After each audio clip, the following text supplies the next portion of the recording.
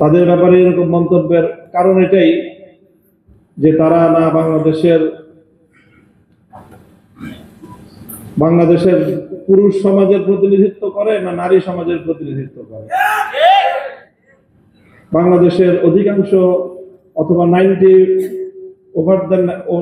মোর দেন 90% নারীদের চিন্তা চেতনার সাথে সম্পূর্ণ সাংঘর্ষিক কিছু প্রস্তাবনা নারী সমাজের প্রতিনিধিত্বের নামে তারা উপস্থাপন করেছে। তাদের এই কমিশনের প্রস্তাবনার যে ভিত্তিগুলো, সেটাই আসলে মূল সবচেয়ে বড় ভয়ঙ্কর বিষয়। আজকে উপস্থাপিত যে প্রবন্ধ, সেখান থেকে দুটি কথা আমি কোট করছি। তাদের বক্তব্যের মূল সার কথা হলো ধর্ম নারীর প্রতি বৈষম্যের মূল কারণ। এটাকে তারা প্রথমে চিহ্নিত করেছে। ধর্মকে তথা ইসলামকে তারা নারীর প্রতি বৈষম্যের মূল কারণ কেন বলেছে, আরেকজন প্রয়াত লেখিকার উদ্ধৃতিতে তারা একটা বক্তব্য কোট করেছে।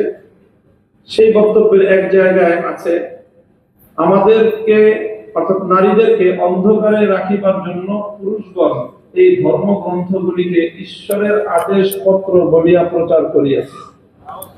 এই ধর্মগ্রন্থগুলি পুরুষ রচিত বিধি ব্যবস্থা ভিন্ন আর কিছুই না।